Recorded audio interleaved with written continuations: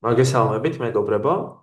პირველ რიგში მინდა რომ ძალიან დიდი მადლობა გადაგიხადოთ იმისთვის, რომ შემოგვიერთდით და დაინტერესდით ჩვენი ვებინარით, რომელიც შეეხება ჩვენს უნიკალურ პროგრამას ბიზნეს პროცესების მართვის მიმართულებით. მე ვარ საბა ხერგიანი, ACT ინსტიტუტის აღმასრულებელი ლედი და დღეს ჩემთან ერთად არის BPM-ის პროგრამის, ასე ვთქვათ, ავტორი და ტრენერი ნინო კუპატაძე. ნინო, ძალიან დიდი მადლობა ამ შეხვედრაზე, ასე ვთქვათ, შემოერთებისთვის. დიდი მადლობა, ძალიან სასიამოვნოა და ვისაუბრებ დეტალურად ჩვენი ტრენინგ პროგრამის შესახებ და BPM-ის შესახებ. ეთილი, ნინო, სანამ უშუალოდ პროგრამის დეტალებს განვიხილავდეთ, მე ვფიქრობ, რომ ძალიან კარგი იქნება თუ რამდენიმე სიტყვით მაინც მიმოიხილავ თავად BPM-ის, ასე ვთქვათ, შინაარსს და კონცეფციას, იმიტომ რომ ამ მიმართულებით ცნობიერების დონე საკმაოდ, ასე ვთქვათ, გასაუმჯობესებელია ზოგადად ქართულ ბაზარზე. თუ შეგიძლიათ სიამოვნებით, იმიტომ რომ ჩემთვის ძალიან საყვარელი თემაა და დიდი, ასე ვთქვათ, რწმენა მაქვს იმაში, რომ ბიზნესის პროცესების გასაუმჯობესებლად ძალიან მნიშვნელოვანია ბიზნეს პროცეს მენეჯმენტის მიმართულების დანერგვა ორგანიზაციაში საყრდენი არის. რას გულისხმობთ ამაში? ეს არის ესე ვთქვათ მენეჯმენტის დისციპლინა, რომელიც თანამედროვე ორგანიზაციებში ინერგება და გვეხმარება იმაში, რომ ჩვენი პროცესები ორგანიზაციაში იყოს მუდმივად ოპტიმიზირებული, გაუმჯობესებული და ეფექტური. და თვითონ ბიზნეს პროცესის მენეჯმენტის, ასე ვთქვათ, ტექნიკები გვაძლევს ამის საფუძველს და საშუალებას.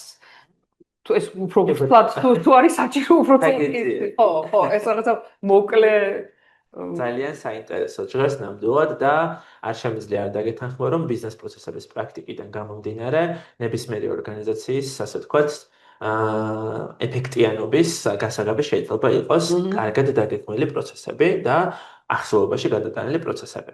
უფრო კონკრეტულად შეგიძლია რამდენიმე ეტაპის შესახებ მოგვიყვე, ანუ რა ნაწილს შეიძლება მოიცავდეს პროცესის იდენტიფიცირებიდან უკვე იცით არის, მიდგომა არის ესეთი, რომ ჩვენ ყველა ორგანიზაციაში გვაქვს პროცესები, მაგრამ უნდა დავინახოთ ეს პროცესები, ხო?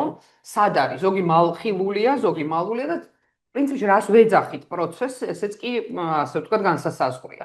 ყველა პროცესს აქვს დასაწყისი და ბოლო. ყველაზე საინტერესო ის არის, რომ თითო პროცესის, ასე ვთქვათ, ბოლო შესაძლებელია იყოს იძგი შემდეგი პროცესის დაწყებისთვის. პირველი, რასაც ვაკეთებთ, ჩვენ ვადგენთ ეგრეთ წოდებული პროცესების არქიტექტურა. ეს ძალიან მიყვარს, იმიტომ რომ ასე ვთქვათ, ბევრი ჩემთვის საინტერესო ავტორი, რომლისგანაც მე ეს ყველაფერი ვისწავლე, სულ ამბობს, რომ შეეცადე, რომ ზედხედი გქონდეს ორგანიზაციის, დაინახოს ზემოდან და დაიწყო დაღმასვლა, დეკონსტრუქცია მთელი არქიტექტურის, რომელიც არის. ესე იგი, რას გულისხმობთ არქიტექტურაში? ეს პროცესები, რო წარმოიდგინოთ, თემატურად ხუთებშია კატეგორიებად ჩალაგებული და თითო პროცესს მერე აქვს თავისი ქვეპროცესი, რომელსაც კიდე შვილობილი პროცესი ყავს და ასე შემდეგ. და შეგიძლია დაშალო. და სწორედ აი ამ დაღმასვლით გარანტირებული ხარ, რომ არ გამოგრჩება არაფერი. და სიცხადე შეგექმნება. შემდგომ ჩვენ ახლა ის რა მაინტერესებს, რაზე ვსაუბრობთ, აი როგორ ვმუშაობთ ამას, რომ ვაკეთებთ თქვათ კონსულტაციის დროს, ან შიგნით თუ ხარ ორგანიზაციაში, ამას ვიმარშვებ. უფრო ზოგადად რომ ჩვენი ვებინარის მონაწილეებს BPM-ის მიმართულებით. შემდგომ ამ სურათს რომ დავინახავთ, მე ვაიდენტიფიცირებთ, რომელი კონკრეტული პროცესებია, რომლის შესწავლაც გვინდა. ეხლა შესწავლის მიზეზი შეიძლება იყოს მრავალი. შესაძლებელია, რომ მენეჯმენტმა დააყენა საკითხი, რომ ეფექტურობაა გასაზრდელი. ასევე შესაძლებელია, რომ ორგანიზაცია, რომელიც ძალიან დიდი ხანია არსებობს და ჩვენ არ ვიცით ამ წლების მანძილზე რა ბიუროკრატია შეიქმნა იმისთვის, რომ ასე ვთქვათ, ეს არა ქვია, სიცხადე შემოვიტანოთ. შესაძლებელია არ ვიცით ადამიანების რაოდენობა, რომელიც კონკრეტულ ფუნქციას ასრულებს, ხომ არ არის გადაფარვები, ხშირად ეგ შეკითხვა არის. მოკლედ, რაც არ უნდა იყოს, ჩვენ ვირჩევთ კონკრეტულ პროცესების ჯგუფს და ვიწყებთ მათ შესწავლას და ანალიზს. ანალიზის, ასე ვთქვათ, გზა არის სტანდარტული. ერთი არის ინტერვიურება, პროცესების აღმსრულებლებისთან ვაკეთებთ ინტერვიუს, ანუ ვინც უშუალოდ ჩართული არიან, ან ფლობელები არიან და პასუხისმგებლები არიან ორგანიზაციაში ამ პროცესის აღსრულებაზე. როგორც წესი, ინტერვიუს ვატარებთ ხოლმე ერთზე მეტ ადამიანთან, იმიტომ რომ დადარება მოხდეს, ჩაღრმავებული ინტერვიუ და თუ ეს არის წარმოება, მაშინ აუცილებელია რომ ასევე გავაკეთოთ დაკვირვება პროცესზე, რომ ფიზიკურად ვნახოთ ის, რასაც გვიყვებიან, როგორ ხორციელდება. ანუ ობზერვაციის კი, შესაძლებელია ასევე გამოიყენო ეგრეთ წოდებული ქრონომეტრაჟს ეძახიან, თუ თქვათ დროების ნახვა გინდა. ამოცანა ძალიან განაპირობებს, როგორ აკეთებ ამას, რა ტექნიკებს იყენებ. მაგრამ დედააზე ის არის, რომ უნდა გააანალიზო. ეს არის თავარი ამოცანა. ამის მერე ასევე ხშირად თუ არსებობს ორგანიზაციაში რაიმე დოკუმენტაცია ამას ჩვენ ენაზე ეძახიან აქტივებს, ანუ პროცესების აქტივები, თუ არსებობს რაიმე პროცედურები უკვე ნახაზები, ან ძველი რაღაცა ინსტრუქციები, ამის შესწავლასაც აკეთებ. რის შემდეგაც უკვე პროცეს ანალიტიკოსი ჯდება, ბიზნეს პროცეს ანალიტიკოსი და აკეთებს ნახაზებს. და ეს არის ჩემი ყველაზე საყვარელი ნაწილი. ხო, იმიტომ რომ ხაზვა გაძლევს საშუალებას, რომ აღიქვა სურათი. თუ პროცესი ალოგიკურია, ხო და ვილაპარაკებ ხაზვაზე, კითხვა გაქვს ალბათ როგორ ხაზავ, ხო? კი, ხაზვაზეც ვილაპარაკებ, ხო. ხაზვა რას გაძლევს? თუ ალოგიკურია და პროცესს რაღაცა პრობლემა აქვს, ან რაღაცა შეფერხება აქვს, იმდანაც გიჭირს დახაზვა. იმიტომ რომ სტრუქტურულია, ხო, ნახაზი. არაიდენტიფიცირებადია, ხო? ვერ ხაზავს, ვერ აერთებ თანმიმდევრობებს ვერ იჭერ. ხო, აი flows ეძახიან ამას ინგლისურად, თანმიმდევრული გადაბმა ბიჯების აქტივობების ვერ ხდება.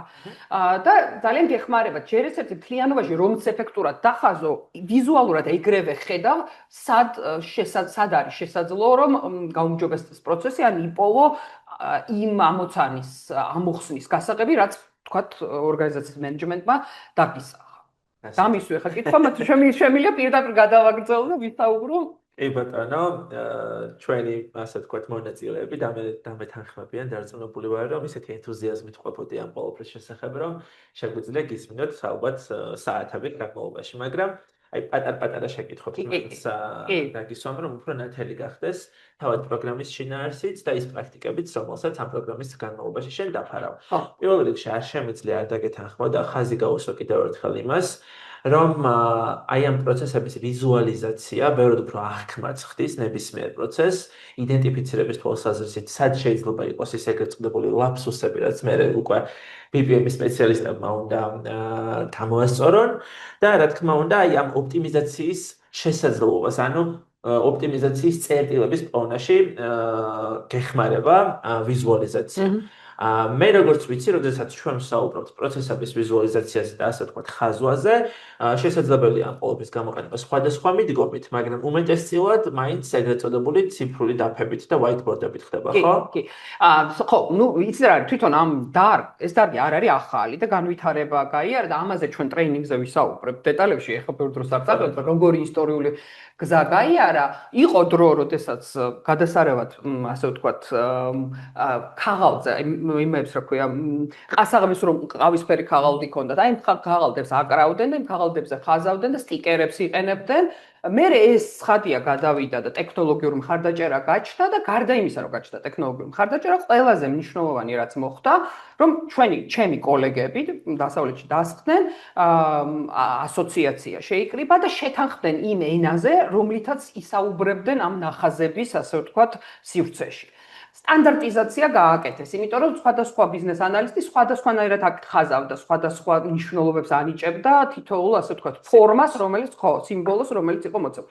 დღესდღეობით არსებობს გაერთიანებული, ასე ვთქვათ, სიმბოლოთა, მე ენას ვეძახი, სიმბოლოთა გამოხატვის ფორმა არის, ამას ქვია BPMN-ი, Business Process Mapping and Notation System, ესე ეძახიან, და ყველა სიმბოლოს აქვს თავისი მნიშვნელობა და ძალიან ბევრი შესაძლებლობები გააჩინა, რათა ყველა შესაძლო სიტუაცია გამოხატოს და ყველა შესაძლო პროცესი გამოხატოს. მან საინტერესო რა არის, რომ არა მარტო პროცესებს გამოხატავს, ასევე ჩვენ მან შეგვიძლია გამოხატოთ ვინ არიან მონაწილეები, რომელი დეპარტამენტები ან პოზიციები, როგორ ურთიერთქმედებენ ერთმანეთთან, სხვადასხვა პროცესი ერთმანეთთან როგორ ურთიერთქმედებს და ასევე კომუნიკაციის შესაძლებლობა. ამ ურთიერთქმედებაში სიმბოლოებშიც კიდევ უფრო დეტალურად შეიძლება ჩავიდეთ და შეიძლება მესიჯი მოგწერო, შემიძლია სიგნალი გამოგიშვა და ასე შემდეგ. ამაზეც ბევრს ვისაუბროთ, მაგრამ ძალიან საინტერესო იარაღია. ეს იარაღი ჩაშენებულია, არსებობს ონლაინ პლატფორმები, არსებობს Microsoft-ის პროგრამა, რომელიც ვიზიო, მე ვიზიოს ვიყენებ. ვიზიოს აქვს BPMN-ის შესაძლებლობა, არსებობს ბევრი სხვა პროგრამა, Lucidchart-ი, Bizagi, Sapsinavio და ასე შემდეგ. ესეთი უფრო მარტივი და გავრცელებული whiteboard-ებიც კი იძლევა ნაწილობრივ იძლევა შესაძლებლობებს. ხო, უბრალოდ BPMN მხარდაჭერა არსებობს ამ, ასე ვთქვათ, პროგრამაში, რომელიც უფასოდაც არის ხელმისაწვდომი და ჩვენ მას გამოვიყენებთ ვარჯიშის დროს. ძალიან კარგი. დარწმუნებული ვარ, რომ ჩვენს მონაწილეებს ბევრი შეკითხვა აქვთ, რა თქმა უნდა, აუცილებლად მოგეცემათ ამის შესაძლებლობა, რომ თქვენი შეკითხვები გაგვიზიაროთ, თუმცა მანამდე მე ასე ვთქვათ, ვიხელთებ შესაძლებლობას და კიდევ ჩაგეკითხები თავად უკვე პროგრამის შესახებ, ანუ რა კონკრეტულ საკითხებს დაფარავს ეს კურსი, თუ შეგიძლია რომ გაგვიზიაროთ. კი. ესე იგი, ჩვენ პირველ რიგში მოდული გვექნება 4 მოდულისგან შედგება, 4 შეხვედრა გვექნება. პირველ შეხვედრაზე ვისაუბრებთ, ასე ვთქვათ, საფუძვლებზე. აი, რაც ვთქვი, რომ ისტორია მინდა რომ მოუყვე, მაგრამ ეხლა არ მაქვს ამის დრო თქო, ასე ვთქვათ, როგორ განვითარდა, რომ საინტერესოა.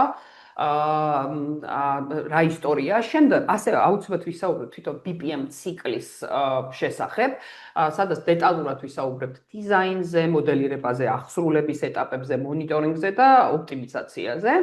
და პრინციპში პირველი შეხვედრის შემდეგ სრული წარმოდგენა ექნებათ მონაწილეებს იმის შესახებ, რა არის BPM-ი, როგორ შეიქმნა, ძალიან ბევრი კომპონენტი არის, რომელიც ნაცნობი იქნება, როგორ ეს ყველაფერი ერთი ბიზნეს პროცესების მენეჯმენტის, ასე ვთქვათ, ქოლგის ქვეშ გაერთიანდა, იმიტომ რომ არსებობდა ბიზნეს რეინჟინერი, არსებობდა უბრალოდ ბიზნეს პროცესების ოპტიმიზაციის, ასე ვთქვათ, არსებობდა total quality management-ი, ასე შემდეგ და ეს ყველაფერი ერთიანი ქოლგის ბიზნეს პროცესის მართვის ქვეშ გაერთიანდა. ეს იქნება პირველი შეხვედრა.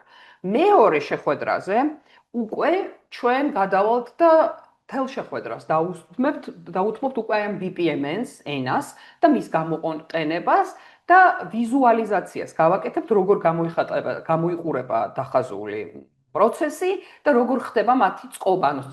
ამ მეორე შეხვედრაზე მე ცხადყოფ მონაწილეებისთვის როგორ შეიძლება სრული პროცესი თავის პოზიტიური სცენარით, ნეგატიური სცენარით, კომუნიკაციებით და ასე შემდეგ განვითარდეს. ყველაზე საინტერესო ისე რომ აუცილებლად გავაკეთებთ პრაქტიკულ ნაწილს, იმიტომ რომ უფრო ასე ვთქვათ, საინტერესო და დინამიური რო იყოს და მარტო მე არ მისმინონ ადამიანებმა, ჩვენ აუცილებლად თითოეული მონაწილის ან შეიძლება მონაწილეების შევკრათ იქიდან გამომდინარე თუ ჯგუფები იქნება, ავარჩევინოთ მათი პროცესი, რომელიც მათ ორგანიზაციიდან მოიტანენ რეალური პროცესი და ეს რეალური პროცესი, ასე ვთქვათ, ავღწეროთ, გავაანალიზოთ და შემდგომ ოპტიმიზაციის გზებიც დავსახოთ. და ამას 4 შეხვედრაზე გადავანაწილებთ და ეტაპობრივად ავაწყობთ. რამე დამაბნეველი ხო არ ვთქვი? არა, ანუ პირიქით ძალიან მნიშვნელოვანია და ხაზგასასმელია ის, რომ თავად კურსი არის ძალიან პრაქტიკული და როგორც ახლა ნინო საუბრობდა, მთელი ამ კურსის განმავლობაში თითოეულ თქვენგანს ექნება შესაძლებლობა, ასე ვთქვათ, შეარჩიოს საკუთარ ორგანიზაციაში რეალურ გარემოში არსებული ერთი პროცესი და სწორედ ამ პროცესის, ასე ვთქვათ, ფარგლებში გაიაროს ეს კურსი. ამ პროცესზე მუშაობის, ამ პროცესის იდენტიფიცირების, ამ პროცესის ოპტიმიზაციისა და ზოგადად პროცესის მართვის თვალსაზრისით განიხილოს ყველა ის საკითხი, რომელსაც ნინო თავისი მრავალწლიანი გამოცდილებით და ექსპერტიზით გაუზიარებს თითოეულ მონაწილეს. რაც მგონია, რომ ძალიან პრაქტიკული და თავისი არსით ტრანსფორმაციული იქნება, იმიტომ რომ ნებისმიერი პროგრამა, რომელიც ACT ინსტიტუტის მიერ არის შექმნილი, ყოველთვის პრაქტიკულ და პრაგმატულ, ასე ვთქვათ, ცოდნას და ცოდნის გაზიარებას ემსახურება. ფაქტორ ტექნიკებს. ყველა ტექნიკას გასწავლით ამ შეხვედრებზე, რაც არსებობს და ყველა საინტერესო მეოთხე შეხვედრა და საბოლოო იქნება, რომ ჩვენ to be მომავალი მდგომარეობის პროცესს შევქმნით და მე ვისაუბრებთ ერთ ძალიან მნიშვნელოვან ნაწილს და მე პრაქტიკულად დარწმუნებული ვარ, რომ ჯგუფის წევრებმა შეიძლება ვინც გვისმენენ და შეიძლება დასვან კიდევაც ეს შეკითხვა. ყველაზე რთული რაც არის და დღეს დიდი კითხვის ნიშანი დგას, რომ კი მე გავაკეთებ ოპტიმიზაციას, კი დავხაზავ კიდევაც, დავნერგავ კიდევაც, მხარდაჭერასაც გავაკეთებთ, სტანდარტულ საოპერაციო სახელმძღვანელობის შევქმნი, მაგრამ როგორ უზრუნველყო განახლებული პროცესების სიცოცხლის უნარიანობა. და აი ეს ნაწილიც და ამას BPM-ი, როგორც ასე ვთქვათ, business process management-ის როგორც management-ის დისციპლინა, სწორედ ამას ყველაზე მეტ მნიშვნელობას ანიჭებს და ამიტომ ჩვენ მეოთხე შეხვედრაზე გავაკეთებთ კონცენტრაციას ამაზე, როგორ უნდა უზრუნველყოთ, რომ განახლებული პროცესები დაინერგოს და გრძელვადიანად იმუშაოს და რაც თავარია, განახლებული პროცესი არასდროს არ არის, ასე ვთქვათ, ბეტონში ჩამოსხმული. არამედ მას მუდმივად სჭირდება გაუმჯობესება. აი ესეც როგორ უნდა გავაკეთოთ, რომ გაუმჯობესება გრძელდებოდეს, რომ პროცესების აქტივები, ანუ ეს ნახაზები, სტანდარტული საოპერაციო სახელმძღვანელოები და ასე შემდეგ, რაც შევქმენით, არ მოძველდეს, არ დაიმტვეროს, თაროზე არ იქნეს შემოდებული. ეს ტკივნეული თემაა და ტყუილა არ ამბობ და ამაზეც ვისაუბრებთ. რა თქმა უნდა, ძალიან მნიშვნელოვანია, რადგან ახლა საუბრობდი, იმიტომ რომ ნებისმიერ მოცემულობაში ალბათ კორპორატიულ გარემოში ეგრეთ წოდებული continuous improvement-ი, გრძელვადიანი განვითარება ყოველთვის ამოსავალი წერტილია ნებისმიერი ორგანიზაციის განვითარების გზაზე და მით უმეტეს ისეთი მნიშვნელოვანი საკითხების განხილვისთვის, როდესაც ჩვენ ვსაუბრობთ პროცესებზე, იმ ძირითადად ასე ვთქვათ, ბიზნეს პროცესებზე, რომელიც ნებისმიერი ბიზნესისთვის უმთავრეს საკუთარი მომხმარებლისთვის ფასეულობის შექმნას ემსახურება. მე რამდენიმე ტექნიკურ დეტალს ასევე გავაზიარებ ტრენინგის შესახებ მონაწილეებისთვის და შემდეგ უკვე მათაც მივცეთ შესაძლებლობა რომ შეკითხვები გავიზიაროთ. გეტყვით მეგობრებო, რომ ეს კურსი იწყება 22 მაისს, მოიცავს 16 აკადემიურ საათს და ჯამურად 4 შეხვედრის ფარგლებში მოხდება ძალიან საინტერესო პრაქტიკული თემების განხილვა და იმ ძირითადი ტექნიკების, მეთოდებისა და მიდგომების გაზიარება, რომელიც ჩვენი პრაქტიკოსი ტრენერის მიერ მრავალწლიანი სხვადასხვა ინდუსტრიაში დაგროვილი გამოცდილების შედეგად შეგვიძლია გაგვიზიაროს და მე ძალიან მიხარია პირველ რიგში ის ფაქტი, რომ შეიძლება ითქვას ქართულ ბაზარზე ეს არის ერთადერთი ყოველ შემთხვევაში დღეს და ახლა ერთადერთი კურსი, რომელიც ბიზნეს პროცესების მიმართულებით შეიძლება დაინტერესებულმა ადამიანმა გაიაროს და მგონია, რომ ზოგადად BPM-ის მიმართულებით awareness-ის ამაღლებასაც ნელ-ნელა შევუწყობთ ხელს ჩვენი სხვადასხვა საინტერესო აქტივობებით. კეთილი. მეგობრებო, ბატონო, მე მინდა გთხოვოთ, რომ გაგვიზიაროთ ჩატში თქვენი შეკითხვები, არ აქვს მნიშვნელობა ეს იქნება შინაარსობრივი მხარე თავად ამ კურსის თუ ნებისმიერი სხვა ტექნიკური დეტალი. რამდენიმე წუთი ალბათ ამისთვის შეგვიძლია ავიღოთ. მანამდე, ასე ვთქვათ, დავაზუსტებ იმასაც, რომ თავად ეს შეხვედრები არის მხოლოდ ფიზიკურ სივრცეში, ანუ ფიზიკურად უნდა შევხვდეთ ტრენერს და შესაბამისად გაიაროთ ეს ტრენინგები. ლოკაციას რაც შეეხება, ტრენინგი დაგეგმილია სასტუმრო Holiday Inn-ში, რაც გვაძლევს იმის შესაძლებლობას, რომ ასე ვთქვათ, ძალიან კომფორტულ გარემოში, ძალიან ესეთ მხარდამჭერ გარემოში მოხდეს ინფორმაციის გაზიარება. თუ კი რაიმე შეკითხვა გვაქვს, დიდი სიამოვნებით მოვისმენთ ამ შეკითხვებს და გაგცემთ პასუხებს. გთხოვთ რომ გააზიაროთ ეს ყველაფერი ჩატში. მანამდე შენ ხომ არ გინდა რაიმე კომენტარის გაკეთება, უშუალოდ თვითონ დაწყება. არაფერ მოლოდინების სისტემა მინდა რომ შევქმნათ, ეს მე შევეცდები რომ იყოს საინტერესო, თემა საინტერესოა. მაგრამ შევცდები რომ დინამიური, მხიარული იყოს, არ გეგონოთ რომ მარტო მე ვისაუბრებ, ეს იქნება დისკუსია, ეს იქნება ასე ვთქვათ ჯგუფებში მუშაობა, ისტორიების გაზიარება, მაგალითების გაზიარება და ასე ვთქვათ მოქნილობაც გარკვეულწილად იქნება. მე შესაძლებელია თვითონ პროცესში თქვენ რაღაცა შეკითხვები დამისვათ და რაღაცა кейსები მოვიტანოთ, რომელიც დღეს სილაბუსში არ წერია, დავამატოთ რაღაცა კომპონენტები, გავახალისოთ და ასე შემდეგ. ასე რომ მოქნილობის დიდი სივრცე იქნება, თუმცა რაც შეკპირდით და ყველა ის დეტალი იქნება, ასე ვთქვათ, წარმოდგენილი ამ ტრენინგზე. კი ბატონო. მე მაქვს ერთი ესეთი კითხვა დამატებით, აი პრაქტიკულ ნაწილთან დაკავშირებით თუ შეგიძლია რომ ცოტა უფრო მეტად ასე ვთქვათ გაგვიზიარო შენი მიდგომა როგორც ტრენერის ამ შემთხვევაში, ანუ დავიმედი რომ რა თქმა უნდა მხოლოდ შენ არის საუბრებ და ბევრად უფრო ხმამაღალი იქნება, ასე ვთქვათ, დამსწრეების და მონაწილეების ხმაც, ხო? როგორ გავაკეთებ? ხო, როგორ გავაკეთებ? ჩვენ ერთი ძალიან საინტერესო, ასე ვთქვათ, მეთოდი, რომელიც მაქვს, არის ვიზუალურად გაჩვენებთ ერთ მაგალითს პროცესისას, რომელიც ისეთი პროცესია, რომელიც ჩვენ ყველას სამსახურებრივად ან ცხოვრებისეულად შეგხვდებიან და ამ პროცესის განვითარებას გაჩვენებთ. აი როგორც ჩვენ ამას აღვიქვავთ, თქვათ ყველაზე მარტივი გზა რა არის და მე ნელ-ნელა ამას გავართულებთ და დაინახავთ, რომ თურმე ესეთი მარტივი კი არ არის, ეს ამას ბევრი სხვა შრე აქვს და ეს კომპლექსური ხდება. აი ამის ვიზუალიზაციას რო გავაკეთებ, ამის მერე შემდგომ უკვე მე მონაწილეებს ვთხოვ, რომ თავისი პირადი პროცესები, რომელიც მათ სამსახურებში აქვს, ის წარმოადგინონ, მოყვნენ და მე დავიწყებთ აი ამ პროცესის აგებას, BPMN-ის გამოყენებით, მის გაანალიზებას. ეს შეიძლება გავაკეთოთ, რომ დავჯგუფდეთ და ერთი პროცესი აიღოს და ჯგუფმა აღწეროს. დავალებებსაც მოგცემთ, არა რთულს, რომ წახვიდეთ სახლში, იფიქროთ, დახაზოთ და მე თქვათ ჯგუფის წევრების მიერ მოტანილი ნახაზი გავაანალიზოთ მათ შორის როგორც ასე ვთქვათ პროცესის დანახვის კუთხით, ასევე BPMN-ის გამოხატულებს, ანუ როგორ გამოვხატოთ სწორედ ყვებით თუ არა იმ ისტორიას, რისი მოყოლაც გვინდა. ხო, რა ვიცი, მე მგონია რომ ძალიან ისეთ იქნება მომხიბლავი და მხიარული ეგ ნაწილი. დარწმუნებული ვარ, აქვე გვაქვს რამდენიმე შეკითხვა და მოდი მათაც აუცილებლად უპასუხოთ ჩვენს მონაწილეებს.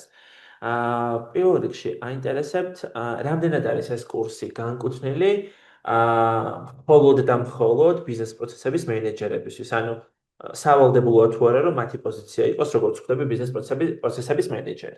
არა, ნამდვილად არა. რეალურად საბოლოო ჯამში ეს დისციპლინა, სიმართლე გითხრათ, თანამედროვე ორგანიზაციაში ყველა დონეზე შესაძლოა კარგი იქნება, რომ ადამიანებმა იცოდე.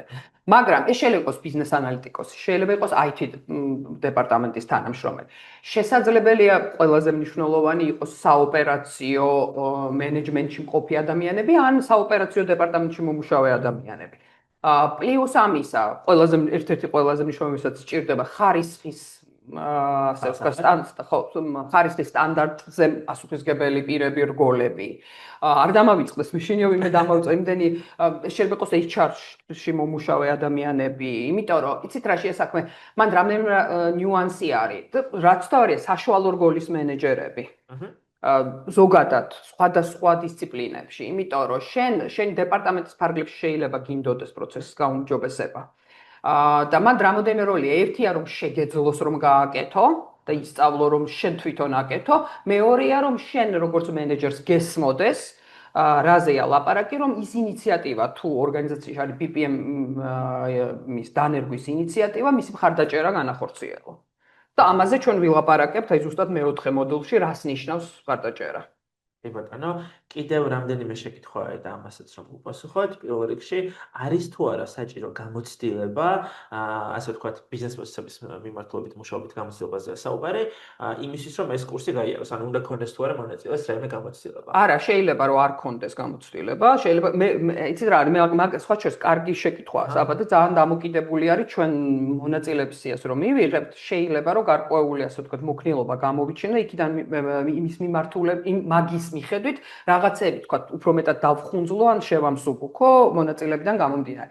არა, იცი რა, მან თავარი არის мотиваცია, როგორც თქვი, ეს ნებისმიერ სპეციალისტს გამოადგება, თანამედროვე დარგია, განვითარება და საქართველოში დღეს აშკარად იღებს, ასე ვთქვათ, ჩქარდება და საჭიროება ჩდება. რა კითხვა იყო, ხო, საჭიროა თუ არა? ხო, არა, რაც თქვი, არ არის აუცილებელი, იმიტომ რომ ჩვენ დავიწყებთ ყველაზე ბაზისიდან. აი ყველაზე საფუძვლებიდან დავიწყებთ საუბარს. და ის ხალხი, ვისაც უკვე რაღაცა გამოცდილება აქვს, მე თვითონ ჩემ თავზე ვაკვირდები, რომ ზოგჯერ ძალიან კარგია ბაზისთან, ანუ საბაზისო ცოდნასთან დაბრუნება. იმიტომ რომ ხო, back to basics, რასაც ამბობ, მე თვითონ ძალიან ხშირად და მათ შორის აი რომ იმუშავია მე მაქსიმუმს გამოცდილება რომ ორგანიზაციებში ვანვითარებდი BPM ოფისებს, იქ თქვათ რაღაცა პერიოდის მერე რომ დაუბრუნებულ ვარ, გვინახია რომ თურმე აი თქვათ თითოეული წელი ვიმუშავეთ რაღაცაზე, რამდენი რაც შეიძლება ავკრიფოთ ცოდნა თუ დაუბრუნდებით საწყის ეტაპზე. ასე რომ ჩემი აზრით თვითონ ტრეინინგ პროგრამა როგორც ნულოვანი ცოდნის მხარდაჭერას გააკეთებს, ისევე გარკვეული ცოდნის ფორმალიზებას შეუწყობს ხელს კი. და როგორც ვთქვი, მე მგონი რომ უნდა გავითვალისწინოთ მონაწილეთა ინტერესები და ამით ცოტა ხო. და თავად ტრენინგის შინაარსი იქნება მორგებული მონაწილეთა ჯამურ და გამოცდილებას. ერთი რამეც მინდა კიდევ თქვა. ჩემი დასკვნა არის ერთი საერთოდ ამ წლების მანძილზე და მე ამას უკვე ვაკეთებ 13 წელია სპეციალიზაცია მაქვს. იცით რა არის? თავარი და წამყვანი ამ დარგს რაც აქ არის უნარი აზროვნების სტილი. თუ გაქვს უნარი რომ დიდი სურათი დაინახო, აი პროცესუალურად ხო, აი ხედვა ხო, აი zoom out-ი გააკეთო თითქოს და აფრინდე და ზემოდან გადახედო ორგანიზაციას, აი სტრუქტურიზება თუ შეგიძლია, ეს ტრეინინგი ძალიან დაგაინტერესებს, იმიტომ რომ ეგეთი აზროვნების ტიპის, ასე ვთქვათ, დისციპლინაა. გასაგები, ანუ მთლიანი ლოგიკური ჯაჭვი რო დაინახო აი ამ ბიზნესში, რომელშიც შენ, ასე ვთქვათ, ოპერირებ. ძალიან კარგი. ასევე კიდევ ერთი შეკითხვა არის იმასთან დაკავშირებით, თუ რამდენად აქტიურად და დეტალურად მოხდება VPN-ის, ასე ვთქვათ, სიმბოლოების მნიშვნელობის განხილვა და გამოყენება. იცით რა, მე პრაქტიკულად მანდ არის, ასე ვთქვათ, ორი დონე არის, პირველი და მეორე. მე აქ დავფარავ პირველ დონეს სრულად და მეორე დონის ელემენტებსაც შემოვიდარ. და ამას გავაკეთებ იქიდან გამომდინარე, რომ როგორც ასე ვთქვათ, თვითონ in-house, ანუ თვითონ ორგანიზაციებში რომ მუშაობდი შიგნით, ან როგორც კონსულტანტი, რა გამოცდილებას დამიგროვდა, რომელი სიმბოლოები არის, რომელიც სტანდარტულად ვიყენებთ რა. ყველაზე common. ყველაზე გავრცელებული, თუმცა ნამდვილად იქნება რაღაცა სიტუაციები, რომლის აღწერაც ცოტა რთული არის ხოლმე და იმის მაგალითებსაც მოვიდა. ანუ პრინციპში შეიძლება ითქვას, რომ დავფარავ სადღაც 70-80%-ს ყველა სიმბოლოს. კი. რაღაცები არის, რაც პრინციპში აი ან იშვიათად გამომიყენებია, ან საერთოდ არ გამომიყენებია და მან არ შევეხები. ცოტა არასტანდარტულ ბიზნესებში არის ხოლმე, ან არასტანდარტულ ტრანზაქციებში. გასაგებია. აქვე კიდევ ერთი, ასე ვთქვათ, შეკითხვა თავად ამ პროცესთან დაკავშირებით. უკვე მე მაქვს შეკითხვა და მინდა ამას ხაზი გაუსვათ. მაგალითები, რომელზეც შენ ისაუბრებ ტრენინგის განმავლობაში, იქნება იმ საკონსულტაციო პროექტებიდან, ასე ვთქვათ, წამოღებული, შეიძლება ითქვას, რომელსაც უკვე მართლა როგორც თქვი, 10 წელზე მეტია შენ ახორციელებ როგორც დამოუკიდებელი კონსულტანტი და როგორც ACT-ის გუნდის წევრი. შესაბამისად, ეს მაგალითები იქნება, რა თქმა უნდა, ანონიმური, ყოველგვარი მაიდენტიფიცირების გარეშე, მაგრამ practice driven, ასე ვთქვათ, კი, პრაქტიკული იქნება, ნამდვილად, იქნება რეალური, უბრალოდ აუცილებლად, ანუ ცით როგორ არის, შეიძლება პირდაპირ არ გადმოვიტანო, ოდნავ რაღაცა შევცვალო, ან იქიდან გამომდინარე, არაფრით არ იქნება ხილული, რომელი, ასე ვთქვათ, კომპანიის პროცესია. არავითარ შემთხვევაში პირდაპირ არც ერთ რუკა არ იქნება გამოყენებული, იქნება მაგალითები, რომელიც ეფუძნება კონკრეტულ პრაქტიკულ გამოცდილებას. ზოგი პროცესი ყველასთვის ნაცნობია, თუ ეს შესყიდვის პროცესია, სტანდარტულია, ზოგი არის ძალიან სპეციფიური. თუმცა მე შევეცდები, რომ ჩვენ ვისაუბროთ ყველა ტიპის პროცესზე, როგორც წარმოების პროცესზე, ისე ვთქვათ, ისეთ ორგანიზაციების პროცესებზე, რომელიც თქვათ არ აწარმოებს და მომსახურებას უზრუნველყოფს. როგორც მესმის, ანუ უმეტესწილად დაფარული იქნება ისეთი პროცესები, რომლებიც ყველა ორგანიზაციისთვის რელევანტური და საჭიროა, მაგრამ ამავდროულად ძალიან სპეციფიური ინდუსტრიაზე მორგებული პროცესები უკვე თავად მონაწილეებმა შეიძლება. ხო, აი უნდა მეტყვა, იცით რა შეასაქმე, მე პრინციპში თვითონ ტრეინინგის პროცესში შეიძლება ვისაუბრო რაღაცა მაგალითად წარვადგენ, შეიძლება კი არა წარვადგენ, მაგრამ ჩემი мотиваცია არის რომ ჩვენ ავიღოთ რეალური პროცესები, რომლებიც მონაწილეების ორგანიზაციების პროცესები არის და ის განვიხილოთ, მათი დეკონსტრუქცია დავიწყოთ, მათი ოპტიმიზაცია დავიწყოთ, იმიტომ რომ მე მგონია რომ ბევრად უფრო საინტერესო იქნება ვიდრე ვთქვათ რაღაცა, რაც მე გამოცდილება მქონდეს, თუმცა ახლა შეიძლება სიტუაციურად რაღაცას უყვებო და რაღაც მაგალითი მომქონდეს და დღეს ახლა არ მაქვს ამაზე ნაფიქრი და იმ მომენტში ტრეინინგის დროს მივხვდი რომ ეს კონკრეტული მაგალითი იქნებოდა კარგი. ხო, წამყვანი საბა ჩემთვის ის არის რომ ხალხს მაქსიმალური, ასე ვთქვათ, ცოდნა გადავცე, პრაქტიკული გავხადო, მაგრამ რაც ძალიან მნიშვნელოვანია, რომ არც ერთ მომენტში, ასე ვთქვათ, არ დავარღვიო კონფიდენციალობის საკითხი. რა თქმა უნდა. და თან ამავდროულად თავად ამ ინდივიდების ინტერესებზე მორგებული პროცესები, როცა იქნება განხილული. ბევრად უფრო საინტერესო იქნება. ნამდვილად. კიდევ ერთი შეკითხვაა და ბოლო შეკითხვა. იდეაში, შეკითხვა შეეხება სერტიფიკატს, გაიცემა თუ არა სერტიფიკატი, მოდი ამაზე მე ვუპასუხო. კი, რა თქმა უნდა, ACT ინსტიტუტის ნებისმიერი კურსის ფარგლებში, რომელსაც თქვენ გაივლით, მიიღებთ სერტიფიკატს, რომელიც იქნება ამ კურსის წარმატებით, ასე ვთქვათ, გავლის ვალიდაცია და დამადასტურებელი დოკუმენტი.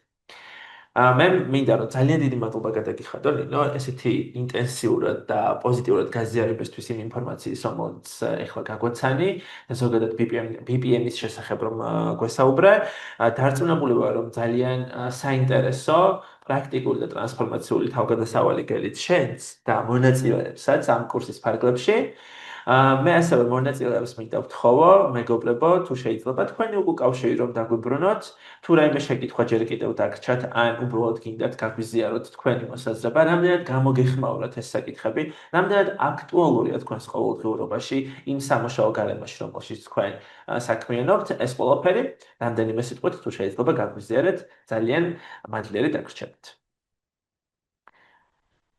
ვთქვათ, კიდე შეკითხვები თუ? არა, შეკითხვები აღარ გვაქვს, როგორც მივხვდი, ყველა შეკითხვა დავფარეთ და ყველა, ასე ვთქვათ, მონაწილის კითხვის ნიშანი გავაქრეთ და ახარებს.